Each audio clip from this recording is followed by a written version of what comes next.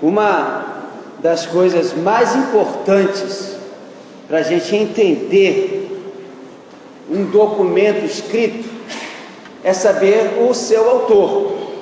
Se você lê um livro, você tem a atenção chamada pela capa, pelo título do livro, mas também, se for um famoso autor, você vai querer lê-lo até mais rapidamente.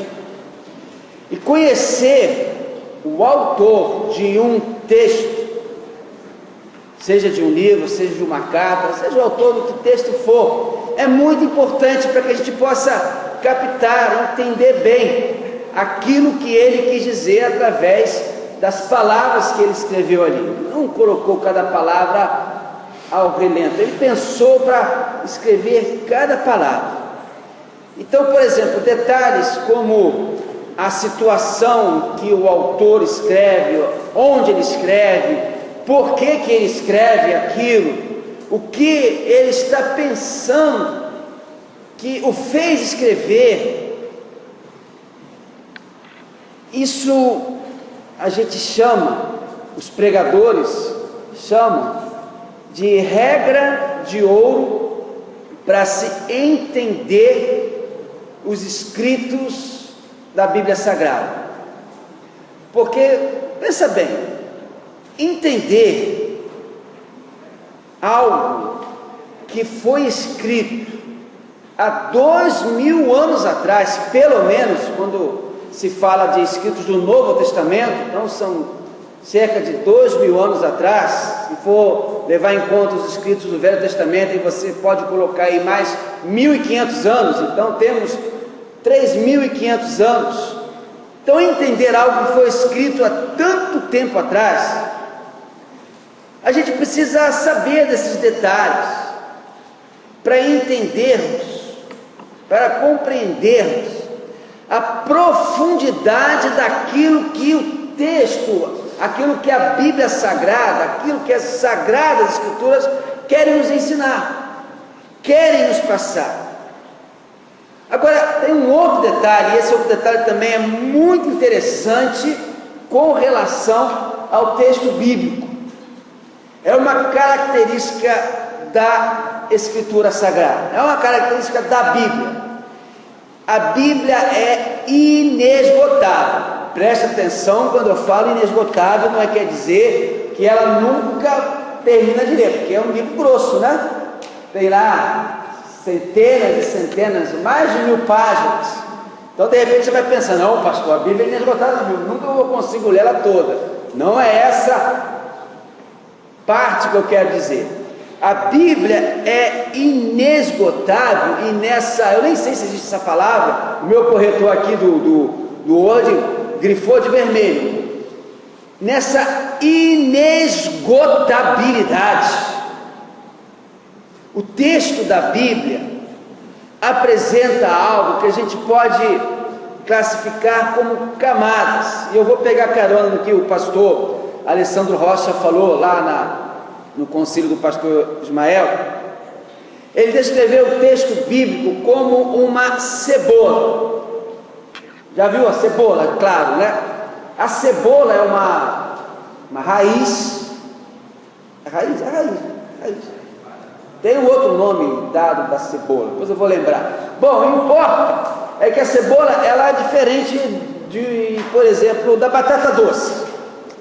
A batata doce também dá debaixo da terra, só que você tira a casca da batata doce e está ali a batata doce. A cebola não. Você tem a casca da cebola, aquela coisinha amarelinha, mas depois ela é feita por camadas. Até você chegar no miolo da cebola, você vai tirando muitas e muitas camadas. Há várias camadas. E o pastor Alessandro, ele comparou a Bíblia, os ensinos da Bíblia, quando a gente vai estudar um texto da Bíblia, com essas camadas da cebola. E nessas camadas nós vamos descobrindo verdades inesgotáveis. Cada texto da Bíblia, e tem textos que são infinitos nos seus ensinos.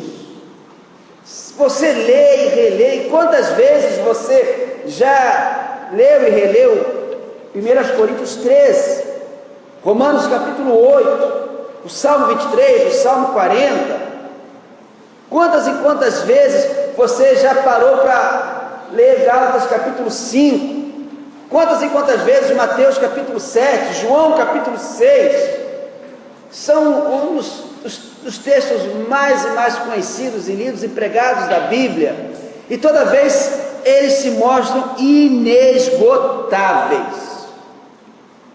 Dito isto, essa foi a minha introdução da mensagem de hoje. Inesgotável é o texto, e a gente precisa entender o autor daquele texto. Eu quero ler com vocês o texto desta noite, Tiago capítulo 1, verso 1. Tiago, servo de Deus e do Senhor Jesus Cristo, as 12 tribos que andam dispersas, saúde. Na tradução que eu tenho aqui, Tiago, servo de Deus e do Senhor Jesus Cristo, às 12 tribos dispersas entre as nações, saudações. Vamos orar. Deus nosso Pai, mais uma vez estamos diante da Tua palavra, inesgotável, poderosa, capaz de nos transformar. E é isso que nós jogamos agora, Deus, que o Teu Espírito Santo nos transforme pelo poder da Tua palavra, porque só ela tem esse poder. É a Tua boca, é o Teu querer. E nós, ó Deus, queremos ter a certeza, como mensageiros desta noite, capacitados pelo Teu Espírito Santo, de falar: assim diz o Senhor. Nós oramos no nome do Senhor Jesus. Amém. Bom, carta do apóstolo Tiago? Não, carta de Tiago. Quem era esse Tiago que escreveu essa carta? Havia 4 homens no Novo Testamento e são chamados de Tiago.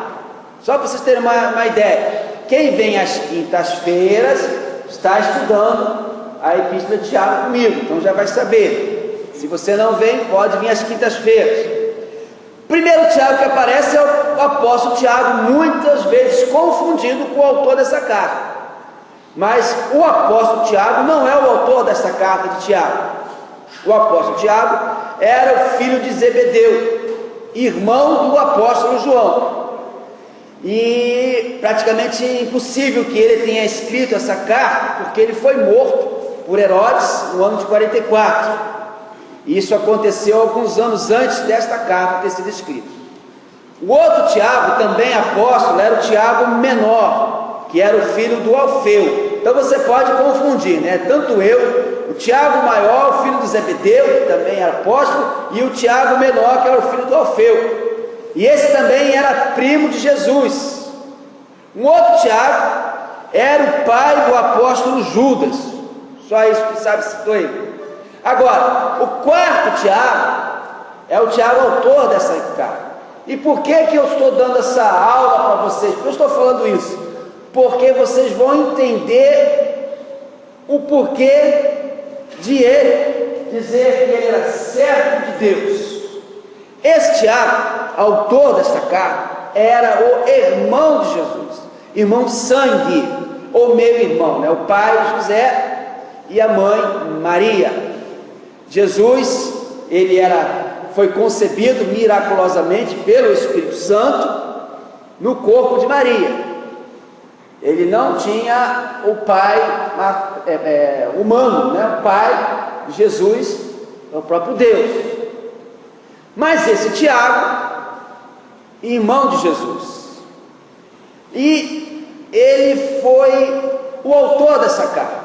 E o que era interessante, que esse Tiago, irmão de Jesus, autor dessa carta, ele era muito conhecido por todos os crentes, em todos os lugares.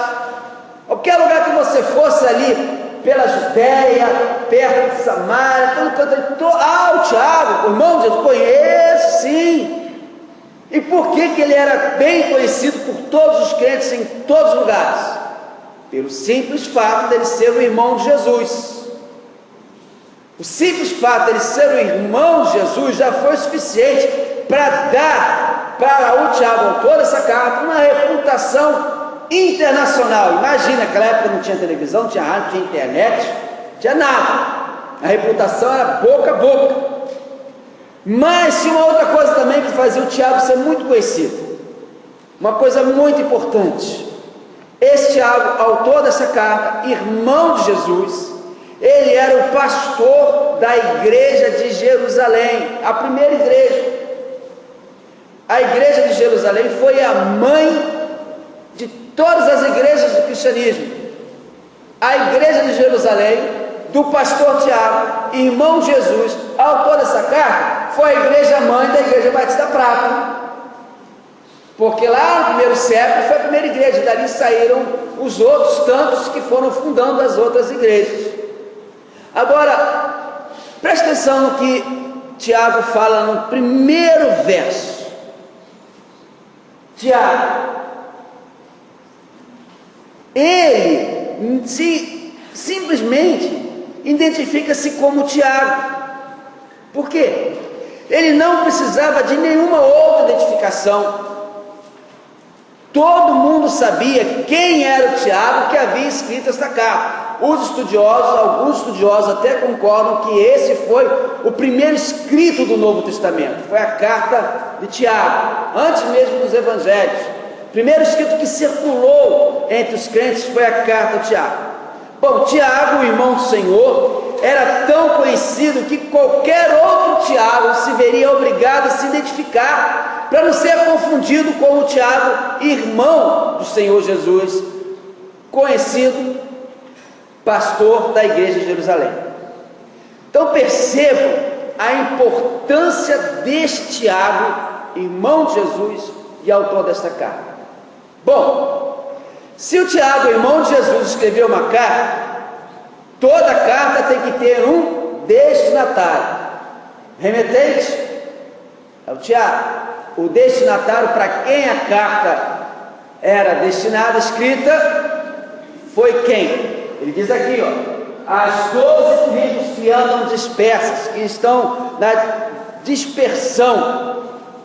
Essa carta foi escrita para todos os judeus convertidos, cristãos, que foram dispersados, espalhados pelo mundo. Roma invadiu Jerusalém, acabou com tudo, e o pessoal começou a se espalhar pelo mundo. Qual foi o objetivo de Tiago, irmão de Jesus, escrever a sua carta? Ele tinha dois propósitos. Primeiro, para corrigir uma fé que estava corrompida e que estava contaminando a igreja. Muitos professavam ter fé em Cristo, muitos se diziam cristãos, mas tinham uma vida imoral, tinham uma vida que não condiziam com aquilo que Jesus tinha ensinado.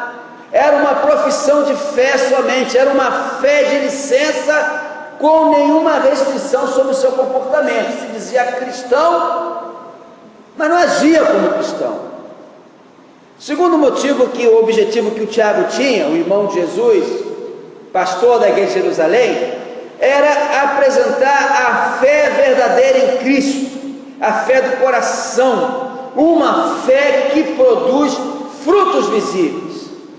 Então, combater uma fé de palavras é fazer com que cada cristão tivesse uma fé que produzisse frutos. O objetivo de Tiago é muito simples.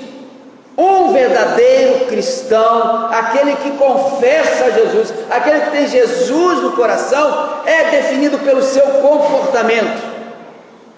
O que Tiago fez prova para nós que o cristão, ou a pessoa que se diz cristão, ou ela prova com o seu comportamento que ela é de Jesus, ou ela não prova. Com essas informações em nossa mente, nós temos todas as condições de compreendermos agora as camadas desse texto de Tiago 1:1. E eu só quero ficar aqui, Tiago, servo de Deus e do Senhor Jesus Cristo. Tiago, servo de Deus. Olha como ele se apresenta. Para mim, quando Tiago, o irmão de Jesus, o pastor da igreja de Jerusalém, diz Tiago, servo de Deus, eu vejo uma das mais fabulosas, maravilhosas, magníficas, admiráveis, arrebatadoras, extraordinárias apresentações que alguém pode fazer de si mesmo. Tiago, servo de Deus.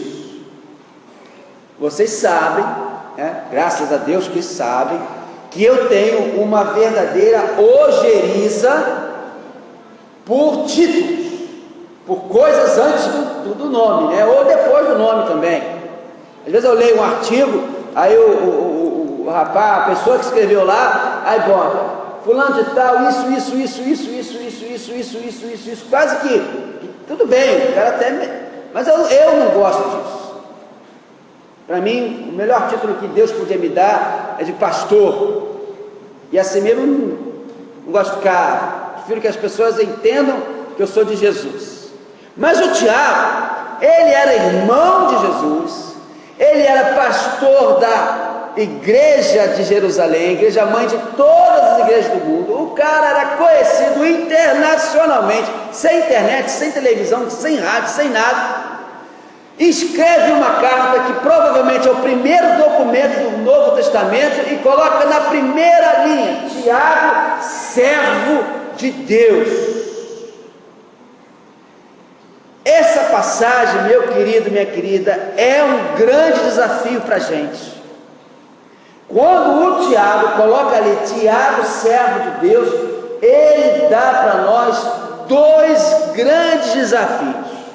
E é aí que eu quero chegar. Depois dessa introdução toda, dessa aula de homilética, de hermenêutica, de exegese, de Novo Testamento, de um monte de coisa lá do seminário. Primeiro grande desafio para nós. O que ele coloca aqui?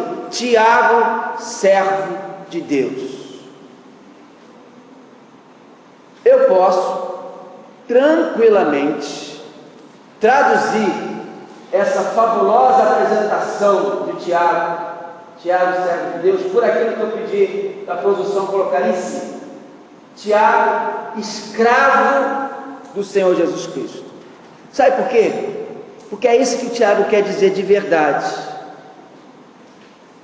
Ele quer dizer que ele era um escravo. Tiago era tão bem conhecido entre os crentes que não era necessário nenhum outro título antes do nome dele. Ele diz que era um servo, um escravo de Jesus. Ele é, se não o maior, um dos maiores líderes entre o povo de Deus, um líder de renome mundial. No entanto, a glória do Tiago não está no título da sua posição, mas no fato dele ser um escravo de Deus. Apesar da reputação, apesar da sua posição, o que era mais importante para o Tiago, o irmão de Jesus, pastor da igreja de Jerusalém, era a sua intimidade e seu relacionamento com Deus e com Jesus. E a gente vê isso quando ele usa essa palavra, Tiago, servo de Deus, escravo de Deus, para descrever a si mesmo. Tem um significado muito profundo quando ele diz servo, escravo. Você já ouviu essa palavra em grego? É doulos, não é doulos, é doulos. Essa palavra escravo significa que uma pessoa está totalmente possuída pelo seu mestre. Então, quando ele escreve ali, Tiago, escravo do Senhor Jesus Cristo, Ele está dizendo, em outras palavras, Tiago, totalmente possuído por Jesus Cristo. Escravo não é apenas aquele que tem a sua liberdade tirada. Escravo é também aquele que está submetido à vontade de um senhor. Escravo é aquele quem pertence como propriedade, é uma propriedade. Escravo é aquele que é submetido à vontade de outro. Escravo, eu achei que essa definição do dicionário foi fantástica. Escravo é aquele que está submetido a um poder ou a uma força incontrolável. Tiago, irmão de Jesus, pastor da igreja de Jerusalém, ele é escravo do Senhor Jesus, ele está sob uma força incontrolável. Esta palavra nos mostra que Tiago era um escravo a serviço do seu mestre. E quando aprendemos o que era ser um escravo na época do Tiago, nós entendemos o que o irmão de Jesus quis dizer quando ele era um escravo de Jesus. Primeiro, escravo era a propriedade do seu mestre. Tiago estava totalmente controlado por Jesus.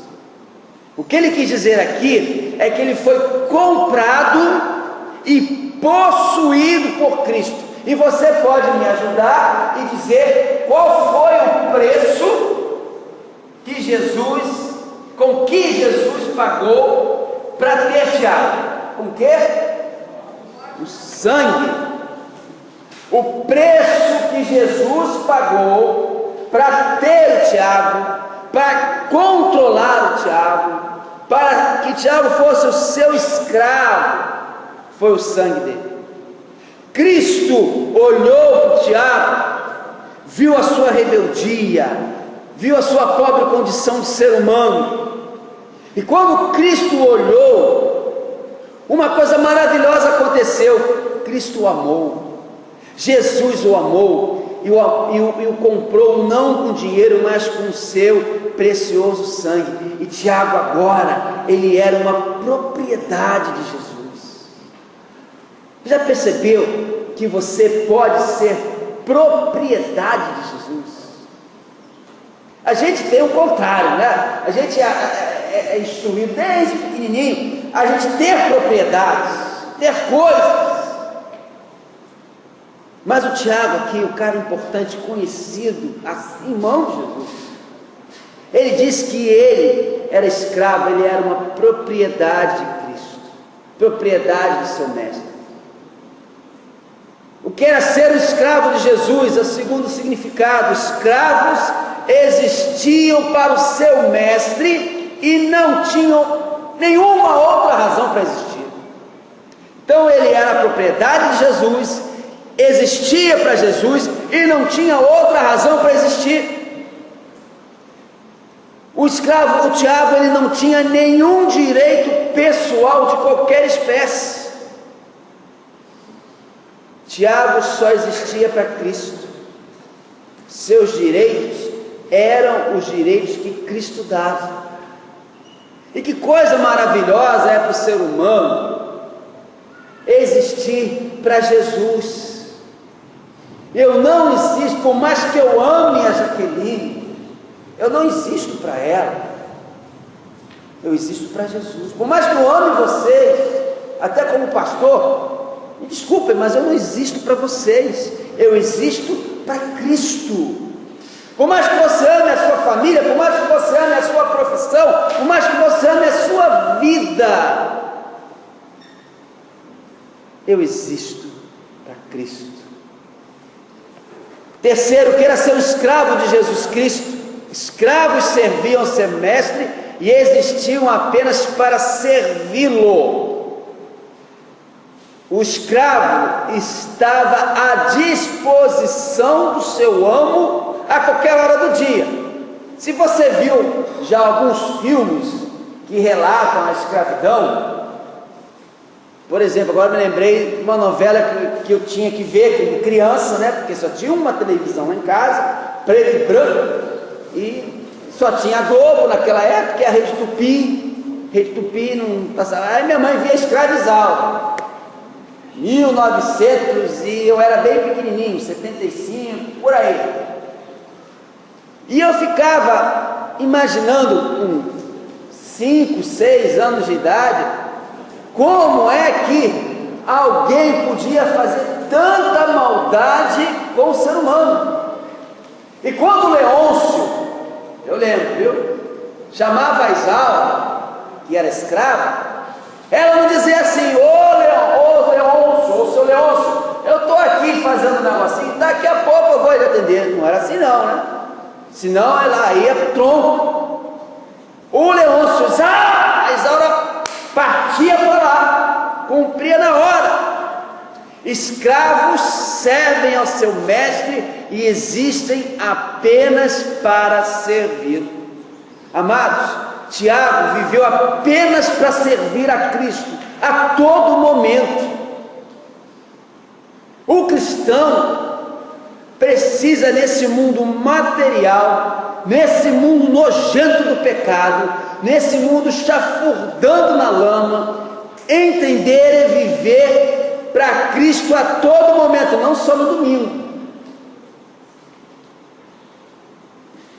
Recordar a viver, meu tempo de adolescente, tempinho atrás, lá em Rocha Miranda a gente cantava um canto que dizia assim: domingueiro nunca queira ser, no domingo ele é santarrão, na segunda, terça, quarta, quinta, sexta e sábado não é santo não.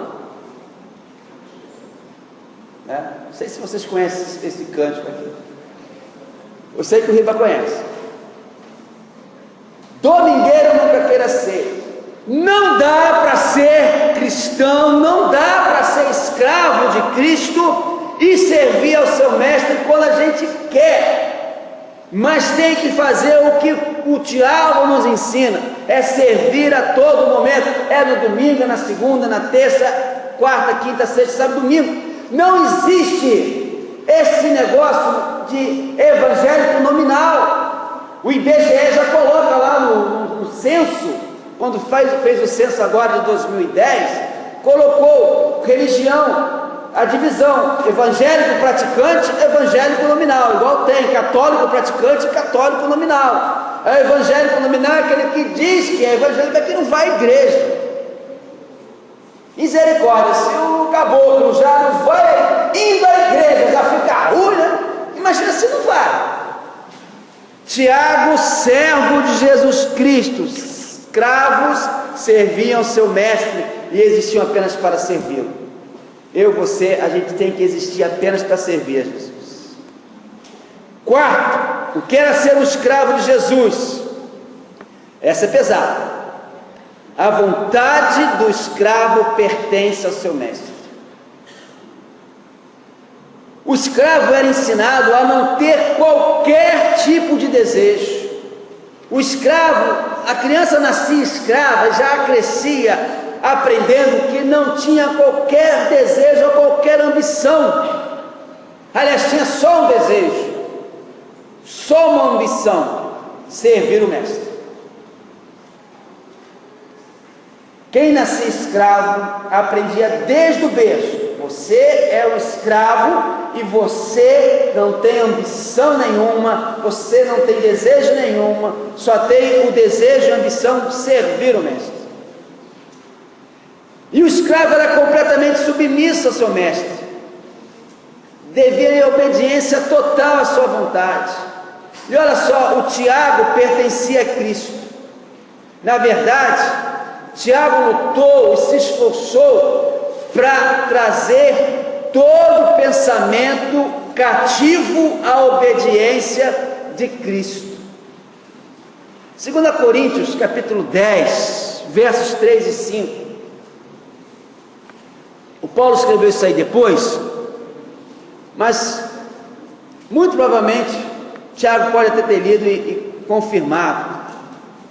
2 Coríntios 10, 3 a 5 diz: pois embora vivamos como homens, não lutamos segundo os padrões humanos. As armas com as quais lutamos não são humanas.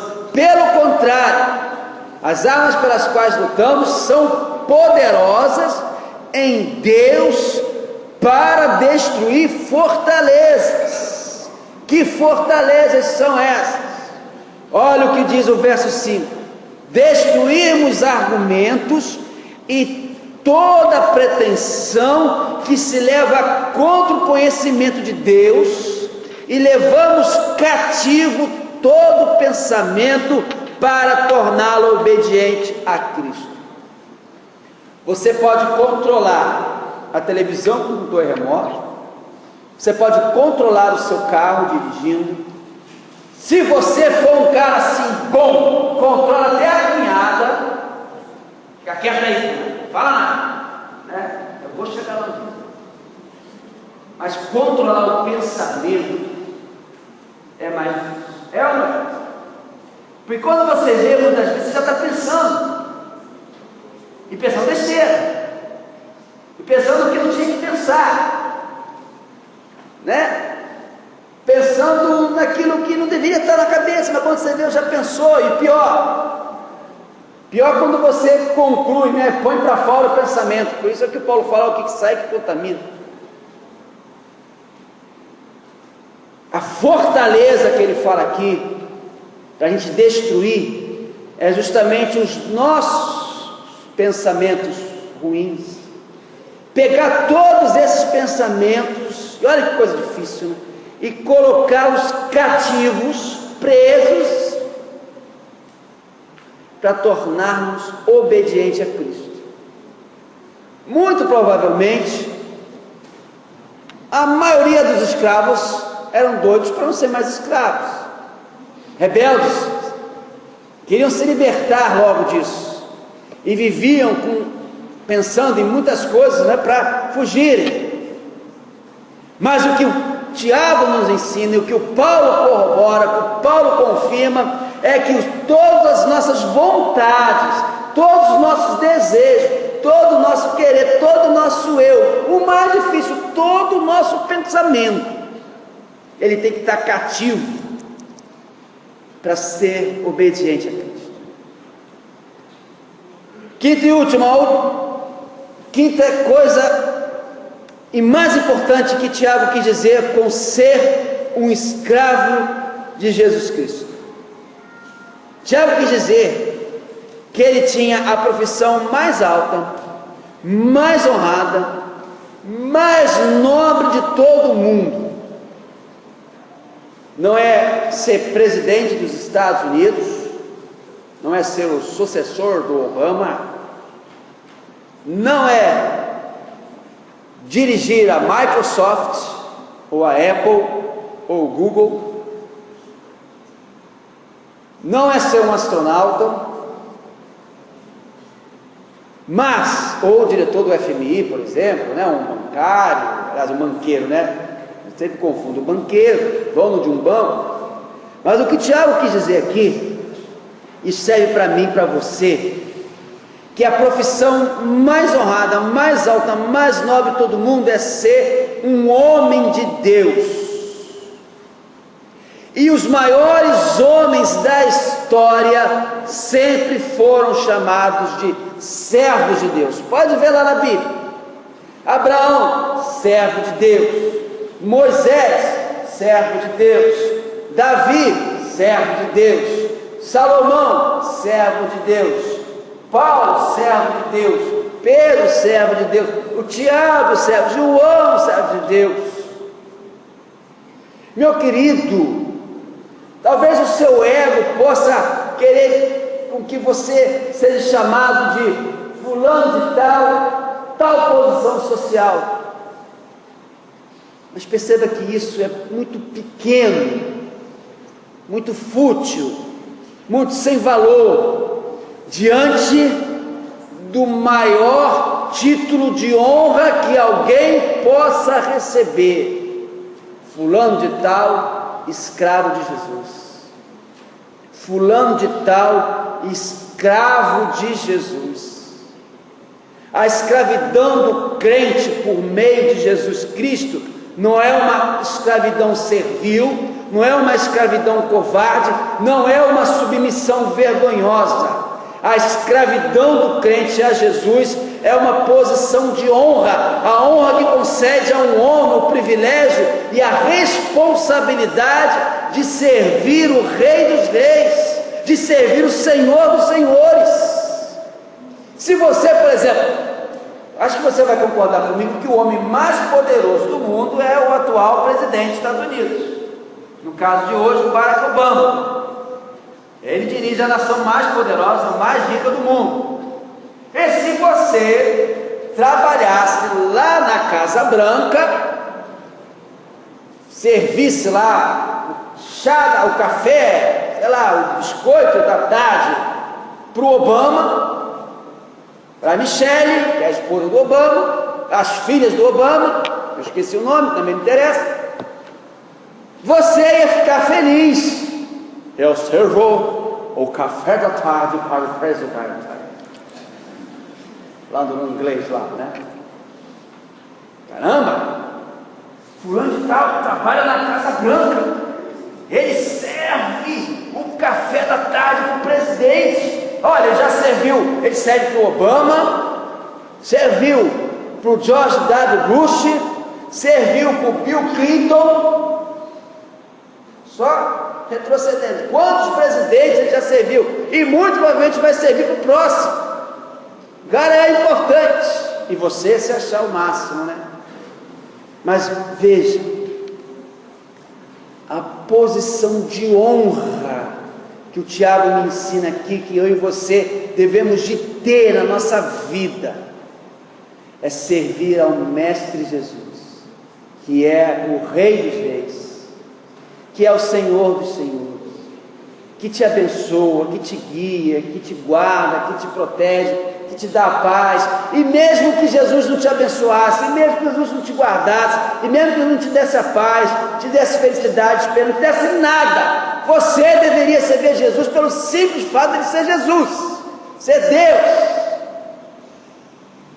E João fala assim no capítulo 12, verso 26, as palavras do Mestre Jesus: quem me serve precisa seguir-me, e onde estou, o meu servo também estará. Aquele que me serve, meu Pai o honrará. Está entendendo por que ser escravo? Eu não sei, é porque quando o João Ferreira de Almeida, quando traduziu a Bíblia, né? Mas você pode perfeitamente trocar essas palavras aqui de João 12, 26 por um escravo. Quem me é escravo precisa me seguir. E onde estou, o meu escravo também estará. E aquele que me é escravo, meu Pai honrará. Você não vai estar cometendo erro nenhum, porque você está se entregando totalmente ao Mestre dos Mestres. Efésios capítulo 6, versos 6 e 7. Efésios capítulo 6, versos 6 e 7 diz o seguinte: obedeçam-lhes não apenas para agradá-los quando eles os observam, mas como escravos de Cristo. Aqui já usa a palavra escravos, fazendo de coração a vontade de Deus. Sirvam aos seus senhores de boa vontade como ao Senhor e não aos homens. Tiago, escravo de Jesus Cristo. O segundo grande desafio dessa introdução, e eu vou ser um pouco mais sucinto, o Tiago diz que Jesus, o irmão dele, um carpinteiro lá de Nazaré, era o seu Senhor.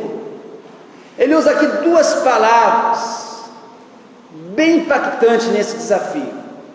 Senhor, que é a palavra Kyrios em grego, e essa palavra em grego, ela era usada no Antigo Testamento com referência realmente a Deus, a Yahvé.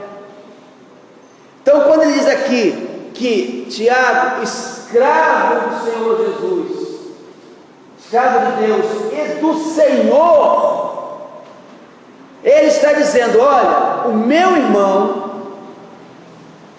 aquele carpinteiro lá de Nazaré, que morreu na cruz e ressuscitou, ele é Deus. Quando ele usa a palavra Senhor, ele está usando a mesma palavra que no Velho Testamento era usada para designar Deus.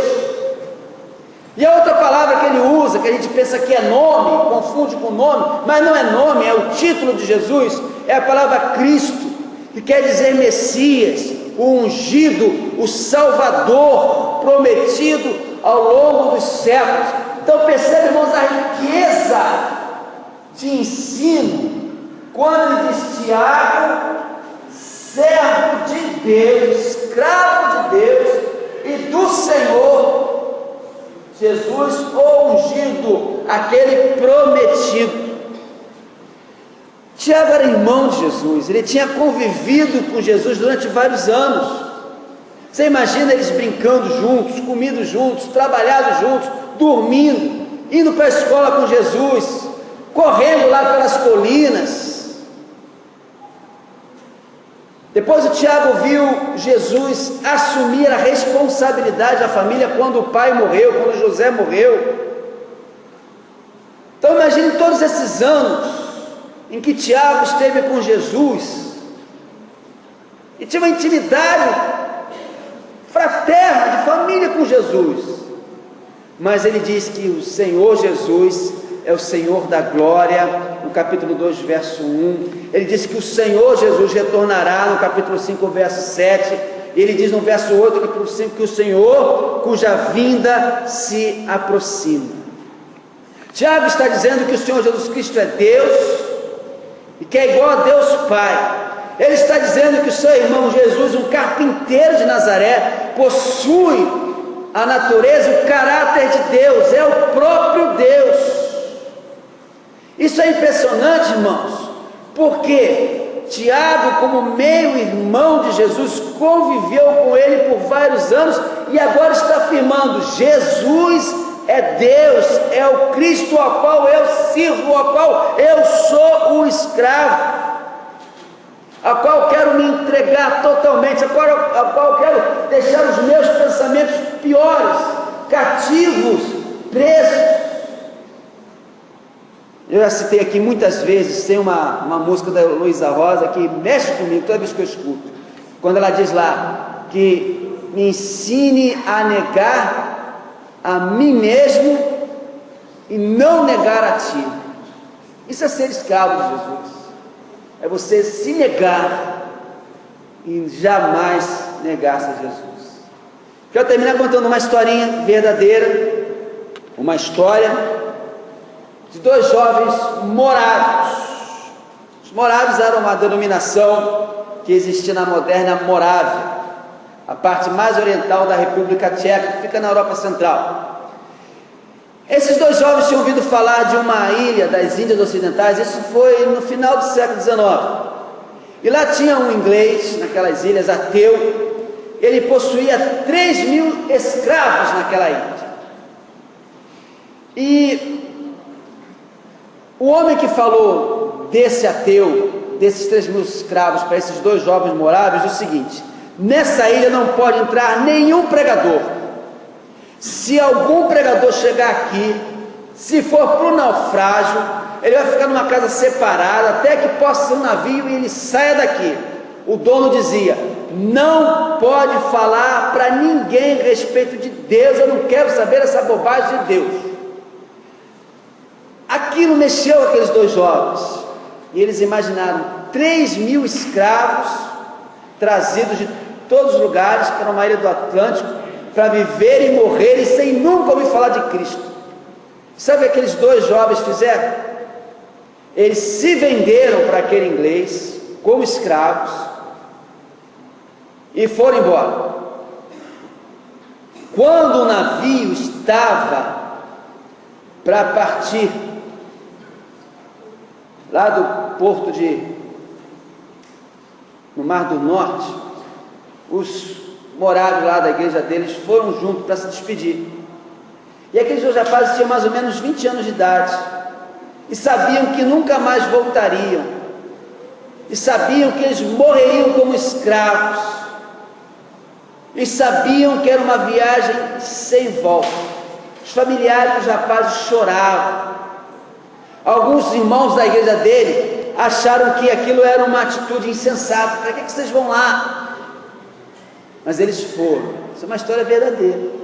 Os dois entraram no navio, e conforme o navio começou a se afastar ali do porto, aqueles dois, um olhou para o outro, perceberam a distância que aumentava cada vez mais. Eles se abraçaram, ergueram a mão, e um gritou para a multidão: que o Cordeiro receba a recompensa de seus sofrimentos. Que Jesus, o Cordeiro, receba a recompensa dos seus sofrimentos. Essas foram as últimas palavras que os irmãos ouviram deles lá no porto. E essa palavra, essa frase, que o Cordeiro receba a recompensa dos seus sofrimentos, se tornaram um lema de missões para aquele povo. Aqueles dois jovens se tornaram escravos de um homem porque queriam pregar de Jesus para os escravos daquele homem. Eles se entregaram para Jesus verdadeiramente. E eu queria terminar fazer você pensar aqui nessa noite, que homens, mulheres, moços e moças, adolescentes aqui, possam erguer a sua mão e gritar bem alto com a alma e afirmar: meu nome, escravo do Senhor Jesus. Meu nome, o seu nome, escravo do Senhor Jesus. Você já pensou que maravilha não vai ser para a sua vida? Que bênção não vai ser para você, para a sua família, para a sua igreja, para onde você estiver? Não ter mais vontade nenhuma, só a vontade de Jesus. Só a vontade de Jesus. Feche seus olhos. Vou convidar aqui o Ministério de Louvor. Não sei nem que música que eles vão cantar, mas eles vão cantar alguma música aí. E enquanto eles cantam, eu canto, a gente canta. Pode repetir alguma dessas que vocês cantaram também, não tem problema não. Queria que você pensasse nessa história dos morávios, se você faria o mesmo para pregar o Evangelho. Queria que você pensasse na sua vida como cristão. Será que realmente eu tenho servido como escravo de Jesus todos os dias, não só aos domingos, não só quando eu estou sentadinho, bonitinho, confortavelmente aqui? Eu queria que você pudesse se colocar no lugar do Tiago, o irmão de Jesus, pastor da igreja de Jerusalém, nossa igreja mãe, e dizer: Mozart, escravo do Senhor Jesus. Jaqueline, escrava do Senhor Jesus. O seu nome, escravo do Senhor Jesus.